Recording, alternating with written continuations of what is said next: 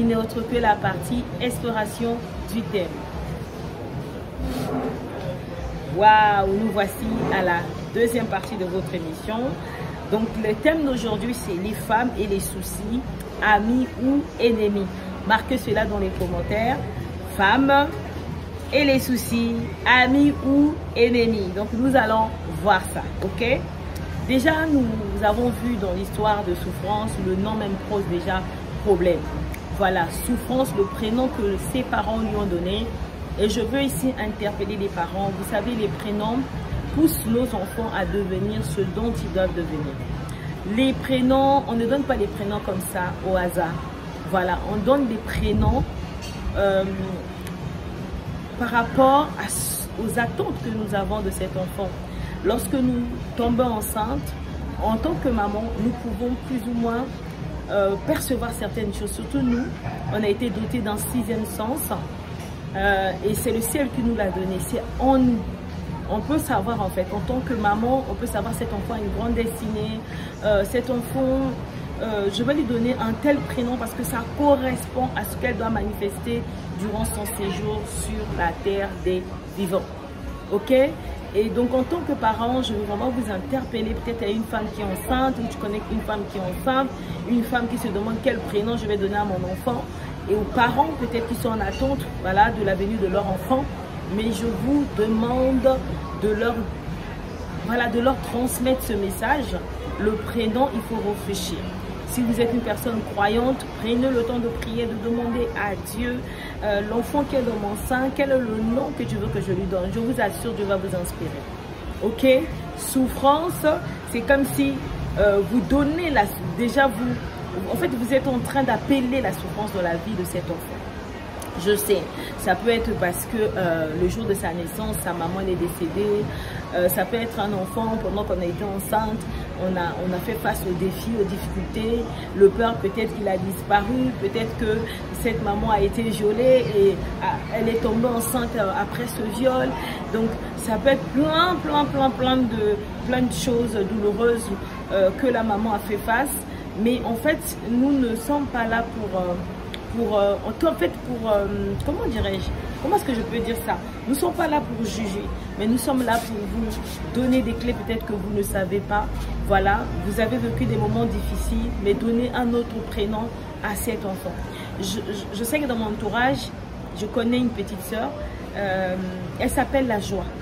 Et je vous assure qu'elle manifeste la joie. Quand vous la voyez, elle est toujours joyeuse. Et je dis merci aux parents en fait. Quand elle m'a dit qu'elle s'appelait la joie, je me suis dit, waouh, quel prénom. Voilà, Joyce. C'est des prénoms comme ça qu'il faut donner aux enfants. Voilà, d'appeler le contraire de ce que vous avez vécu, de ce que cet enfant a enduré. Voilà, donnez vraiment des prénoms qu'il faut à vos enfants. Souffrance, ben voilà, elle est tout le temps triste. C'est ce que nous avons vu en fait dans cette histoire. À la souffrance, elle est toujours triste. Et son mari qui a tout essayé, voilà, jusqu'à être fatigué. Voilà, vous voyez, son mari s'appelle Blessing, son mari s'appelle Bénédiction. Et donc, Bénédiction qui se met en couple avec Souffrance. Et donc, du coup, c'est pas pareil. Le mari est béni, mais la femme est toujours triste. Le mari est toujours joyeux, la femme est toujours malheureuse. C'est ça. C'est ça le thème. Femme. Femme et les soucis. Amis ou ennemis. En tout cas, moi, je veux voir une génération de femmes qui se lèvent, une génération de femmes qui disent aux soucis, vous n'allez pas me disqualifier de la course. Je refuse de pouvoir manifester les soucis. Non, de vivre avec vous. Les soucis et moi, ennemis, tout dépend de ta manière de voir les choses, de ta perception en fait des choses. C'est important en fait. Comment est-ce que toi tu appelles les circonstances que tu traverses? Comment tu appelles les circonstances même que tu as traversées autrefois? Moi, quand je me suis présentée, je vous ai dit que j'ai écrit un livre, Une vie reconstruite par une force intérieure. C'était pendant une période très sombre de ma vie. J'étais si jeune. Je faisais face à la souffrance. Mais vous voyez, tout ça est derrière moi. C'est pas quand je parle de ça pour encourager les autres. Mais je ne parle pas de ça pour me m'offendre, pour commencer à pleurer. Non, je ne pleure pas à cause de ça. Je ne pleure plus à longtemps. Parce que même durant ces moments de souffrance, j'avais arrêté de pleurer. Parce que j'avais compris que je n'ai pas le temps. Le temps passe. Alors, je ne peux pas perdre mon temps à pleurer. Je devais prendre ma vie en main et me battre. Et je me suis battue. Voilà pourquoi je suis ici. Et je crois en vous qui traversez des moments difficiles. Vous allez aussi vous en sortir. Je le crois fermement. Parce que si quelqu'un m'avait dit que moi, je pouvais être là en train d'encourager les femmes, hein, il y a une émission, voilà, j'allais même pas y croire en fait. Parce que cette situation, parce que cette période, elle était tellement douloureuse, elle était sombre. C'était l'enfer sur ma vie en fait. Mais je croyais, donc c'est ce que j'ai expliqué aussi dans mon livre. Donc pour les femmes qui n'ont pas ce livre, procurez-vous ce livre. Si vous êtes dans un pays, vous pouvez commander, c'est sur mon site internet. Ça va vous aider, vous allez voir que c'est possible de s'en sortir. Réellement, possible là, c'est pour tout le monde. C'est juste à toi de croire, de saisir et d'avancer avec, ok? Donc voilà un peu ce que je voulais dire par rapport aux prénoms. Ne donnez pas des prénoms comme ça à vos enfants. Donnez des prénoms qui vont les conduire vers leur destinée. Tout le monde va les appeler par leur prénom et c'est ça qui va faire toute la différence. Ok? Voilà, donc c'est ce que je voulais dire. Et puis, à l'homme, tu as épousé une femme, tu as l'impression que cette femme-là, tout le temps, elle est soucieuse. Excusez-moi. Il fait très chaud. Il faut s'hydrater. Je ne sais pas, dites-moi aussi comment ça se passe chez vous là-bas. Si vous êtes en vacances, tout se passe bien. Voilà. Donnez-nous les températures du pays où vous êtes. C'est important aussi pour nous. On va qu'on est ensemble. Ok? Donc là, Blessing, du coup, il est perdu parce que Blessing a toujours vécu dans un environnement joyeux, où il y a une très bonne atmosphère. Et là, il se trouve dans son couple. Souffrance est toujours dans les soucis. Rien ne va. Même si le mari a eu une promotion au travail, même si ils ont pu acquérir des biens, on lui achète la voiture qu'elle veut, on l'emmène au restaurant, rien ne l'intéresse, rien ne lui donne la paix, rien ne lui donne la joie. On se demande même pourquoi elle est en couple avec Blessing. Est-ce qu'elle était joyeuse quand elle a rencontré Blessing? Et puis à un moment donné, les choses ont changé. On aimerait bien demander à Souffrance, qu'est-ce qui se passe? Qu'est-ce que tu reproches à Blessing? Si toi tu es dans cette situation, sache que nous on ne te juge pas. Mais tu peux marquer dans les commentaires, mais moi franchement, j'ai pas la paix, j'ai pas la joie, je suis tout le temps triste. Si tu es vraiment une personne qui est toujours triste, marque cela dans les commentaires, on va t'aider. Prenez rendez-vous avec nous, le lien calendrier est là en dessous du thème. Parce qu'il faudra que vous compreniez quelque chose vraiment. Quelque chose que je vais vous dire au fur et à mesure dans cette émission. Les soucis tuent. Je l'ai toujours dit, si vous êtes connecté à cette plateforme Impact Femme Battue Abattue, vous savez que tout le temps on interpelle les femmes, on sensibilise les femmes parce que les soucis tuent. Les soucis amènent des maladies. Peut-être que vous n'avez pas cette conscience. Les soucis ne peuvent pas être votre ami. Les soucis doivent à partir d'aujourd'hui devenir votre ennemi. C'est de ça qu'il s'agit, je vous assure. Ok? Et puis, Blessing s'étonne. Donc, c'est de ça qu'on est en train de parler. Blessing se dit, mais comment ma femme, elle est toujours triste? Peu importe, je peux lui faire des cadeaux, je peux faire tout ce que je veux. Elle n'est jamais contente, elle est toujours dans son coin. Bah, est-ce que tu connais ta femme? Est-ce que tu connais le passé de Blessing? Comment elle est venue au monde? Qu'est-ce qui s'est passé? Quand sa maman était enceinte, est-ce que sa mère est toujours en vie? Qu'est-ce qui s'est passé? Est-ce que c'est le fruit d'un viol? Est-ce que c'est le fruit, je ne sais pas, d'un enfant non désiré? Qu'est-ce qui s'est passé? Il faut connaître le passé de ta femme. Je n'ai pas dit le passé dans tous les détails, mais connaître les grandes lignes de la vie de la personne avec laquelle tu veux partager ta vie ou tu es en train de partager déjà la vie avec. C'est très important. Donc, les hommes qui sont connectés, et ceci est valable aussi pour les femmes. Parce que des fois, tu te disais, non, tu fais tout. Il y a des femmes comme ça qui me disent, je ne sais plus quoi faire. Je lui fais les bons plats. Je me fais belle. J'arrange la maison. Je travaille, j'emmène l'argent à la maison. Je ne sais plus quoi faire. Mon mari, on part en vacances. Il a toujours le front fermé. Il y a des hommes comme ça. Moi, je connais un couple comme ça. Ils ont fini même par se séparer.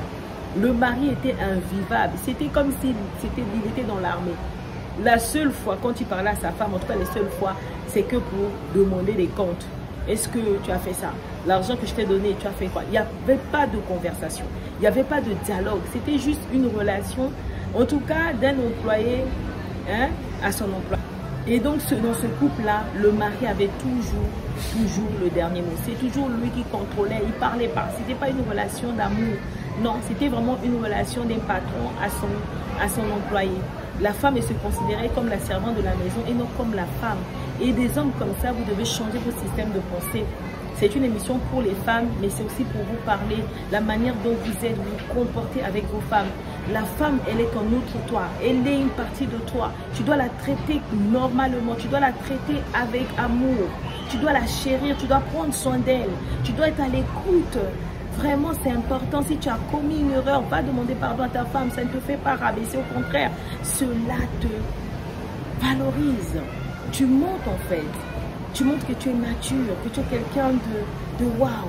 Marquez waouh dans les commentaires, encourageant en tout cas ces hommes d'honneur. Voilà, donc c'est important de connaître en tout cas la femme que tu as épousée. C'est très important. Cela va t'aider, d'accord? Cela va t'aider aussi pour pouvoir l'accompagner. En fait, tu vas avoir des ressources sur lesquelles tu vas t'appuyer pour l'accompagner vers cette femme qui doit être épanouie. En fait, c'est ta femme. C'est ta femme, c'est à toi de t'en occuper. C'est ton jardin. Tu as rencontré, tu as trouvé un jardin qui est en désordre. Mais maintenant, tu dois travailler pour mettre de l'ordre. Avec l'amour, avec la douceur, avec la compréhension, avec l'humilité, avec tout ce qui est bien, quoi. Avec la confiance, avec comment dirais-je, le dialogue, avec l'écoute, avec les paroles valorisantes. Voyez, voilà, c'est ça qu'il s'agit. C'est de ça qu'il s'agit. Parce que tu dois accompagner ta femme vers le processus de sa guérison. Tu es un pilier, tu es son chef, tu es son ami, tu es son modèle en fait. Tu dois l'être également. Donc c'est important de pouvoir prendre ta femme par la main et de l'emmener là où tu dois l'emmener. Tu es son chef, tu es sa responsable en fait.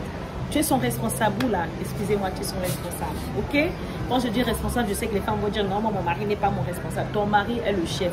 Que tu le veuilles ou pas, ton mari est le chef. Il est ton chef.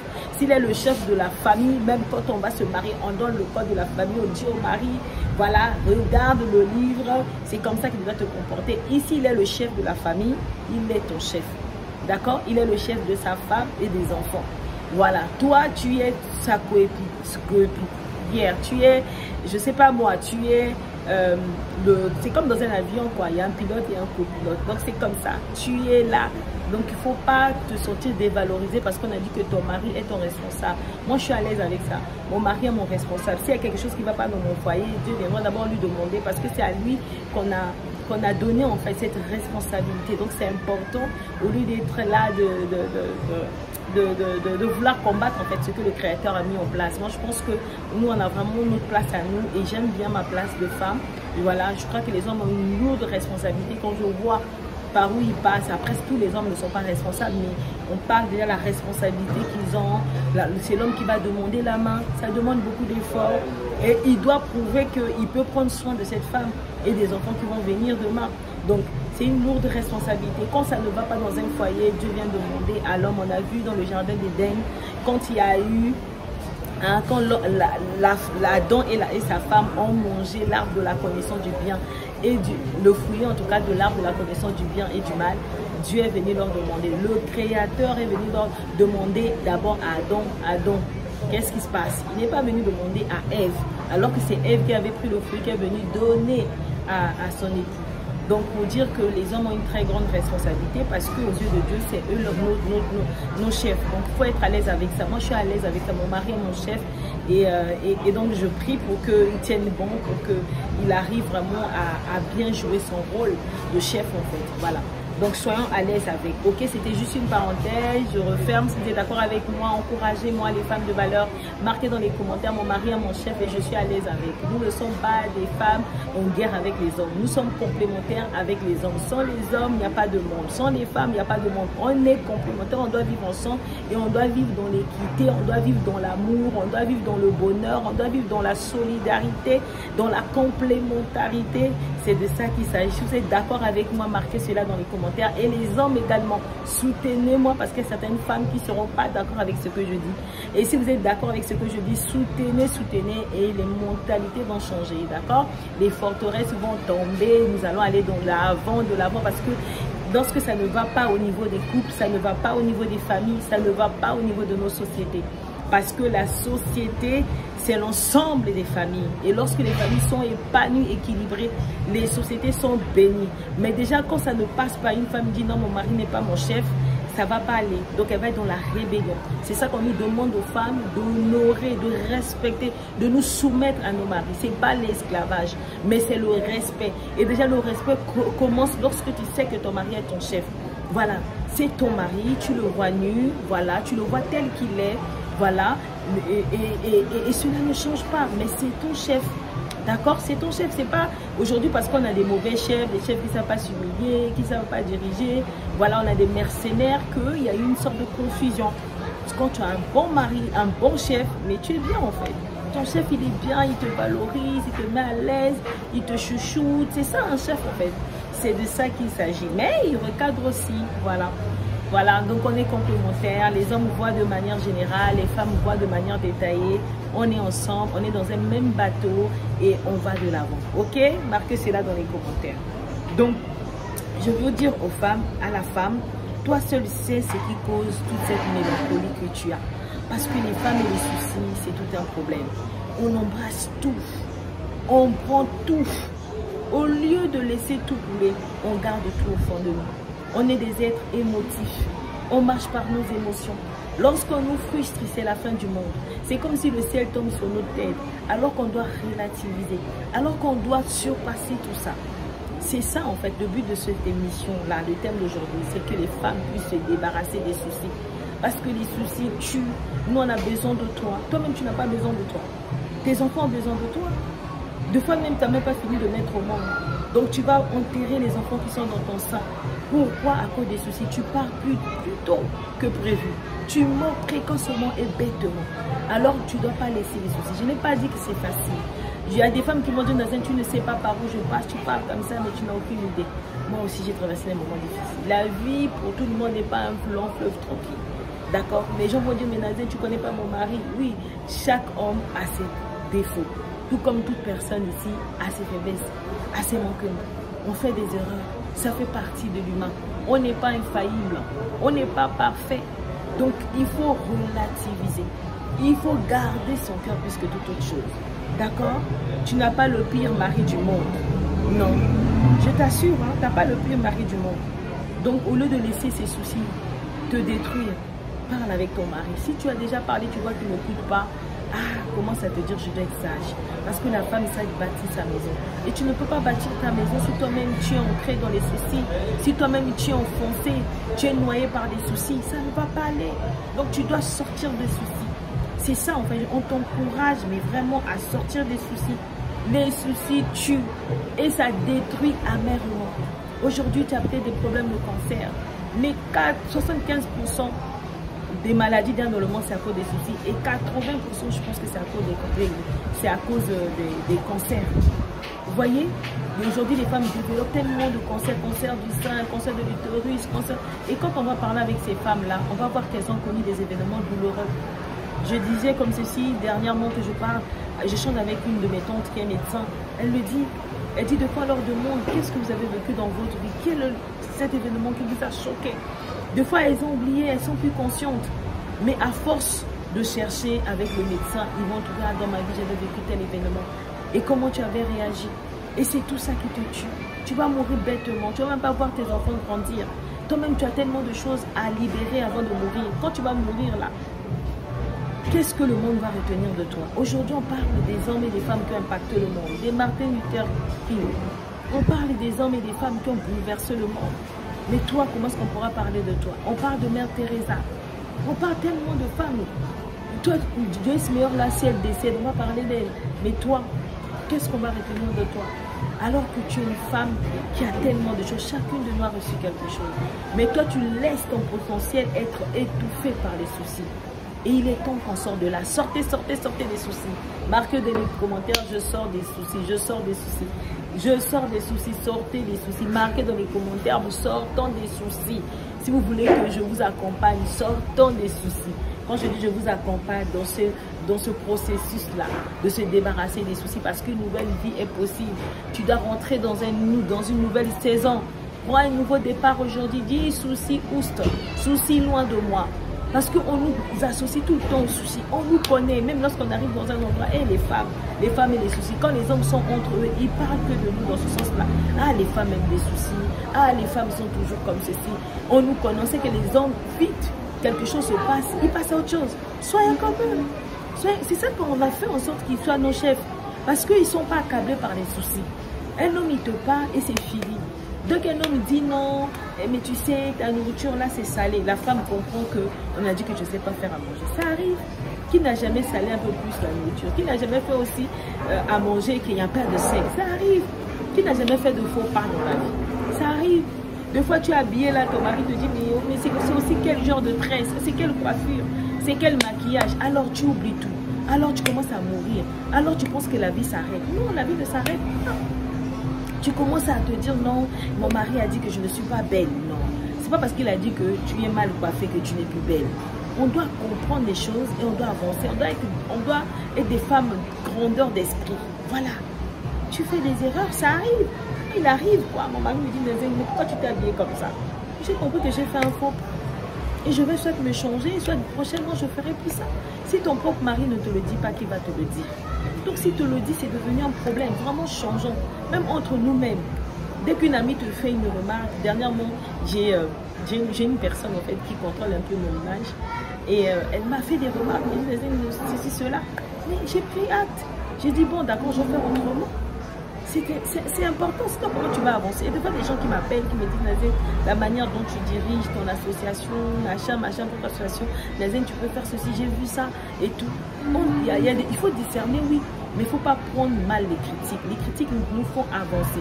C'est parce qu'on a mal fait quelque chose et qu'on nous a donné des conseils qu'on va plus continuer dans cet élan, on va changer et ça va être bénéfique pour nous et pour les autres. Sachant que tout ce que nous faisons dans ce monde, c'est pour les autres. Aujourd'hui, j'ai cette capacité de faire ces émissions pour vous. C'est pas pour moi. Tout ce qu'on reçoit, c'est pour les autres, c'est pour servir les autres en fait. Les deux plus grands commandements, c'est d'aimer son Créateur et puis d'aimer son prochain. Tout tourne autour de Dieu et de son prochain en fait. C'est la raison pour laquelle nous devons changer. Vous êtes d'accord avec moi ou pas? Est-ce que vous êtes d'accord avec moi?